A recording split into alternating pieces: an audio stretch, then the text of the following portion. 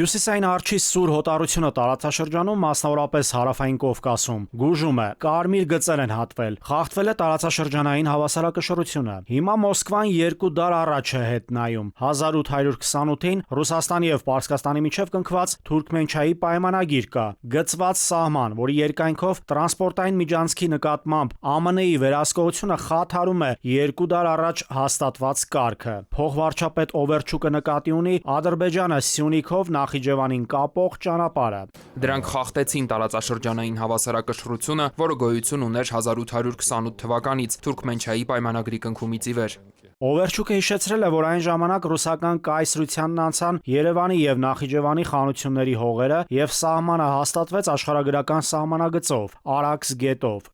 Այդ ժամանակից ի վեր դա ընդհանուր առմամբ եղել է խաղաղ սահման, որն ապահովվում էր երկու մեծ հարևանների պայմանավորվածություններով։ Ըստ էության Հրիփի եւ Ադրբեջանի ու Թուրքիայի հետ գործարքը բացարձակապես հաշվի չի առնում նաեւ պատմական աշխարհակաղակական իրողությունները, որոնք դեռևս 1828 թվականից հետո են ձևավորվել։ Այսինքն Իրանի գործոնի շեշտադրումը Ռուսաստանի կողմից հստակ պատմաքաղաքական հիմք ունի։ Օվերչուկը հայտնել է, թե Ռուսաստանի մասնակցությունը փոխվարչապետների եռակողմ աշխատանքային խմբին թույլ էր տալիս հավասարակշռել այնտեղ ներկա բոլոր երկրների շահերը, հաշվի առնելով Հայաստանի ինքնիշխանությունը, իրավազորությունը, տարածքային ամբողջականությունը եւ տնտեսական շահերը։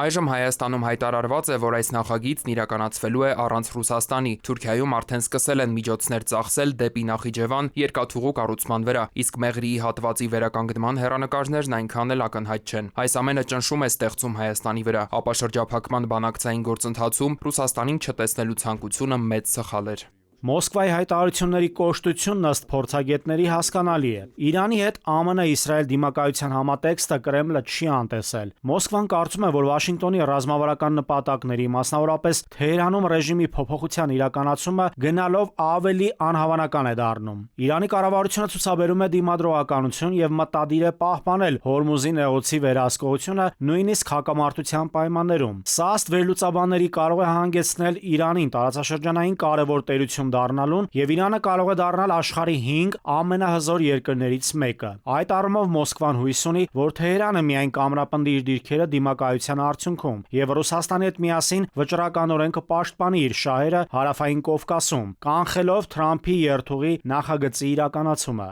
Եթե Իրանին հաջողվի դիմակայել, իսկ Իրանին հովանավորում են ակնհայտորեն Չինաստանն ու Ռուսաստանը, ապա համոզված եղեք, որ Թրիփը դառնալու է աշխարհակաղակական լուրջ բախման իզակետ, որովհետև եթե ամերիկացիները չհաղթեն, Չինաստանը եւ Իրանը Ռուսաստանի հետ միասին կամ վերահսկողություն են սահմանելու այդ ճանապարհի նկատմամբ, կամ ուղղակի թույլ չեն տալու բոլոր հնարավոր միջոցներով, որպեսզի ամերիկացիները կարողանան այնտեղ այդ պայմանագիրը կյանքի կոչել։ Մյուս կողմից Իրանի ռազմական եւ տնտեսական թուլացումը կուժեղացնի Թուրքիայի եւ Ադրբեջանի ազդեցությունը, այդ թվում Անդրկովկասում։ Այդ պայմաններում Ռուսաստանի հետ հարաբերությունների կայունացումը ըստ ռուս փորձագետների բխում է Երևանի շահերից։ Սակայն Մոսկվան դեռևս Երևանի կողմից նման հետաքրքրվածություն չի տեսնում։ Մենք շահագրգռված չենք Անդրկովկասում Իրանի դիրքերի թուլացմամբ, եւ տեսականորեն Իրանի թուլացման պայմաններում Երևանը պետք է շահագրգռված լինի Ռուսաստանի հետ հարաբերությունների կայունացման եւ նույնիսկ բարելավման մեջ, բայց առայժմ մենք դա չենք տեսնում։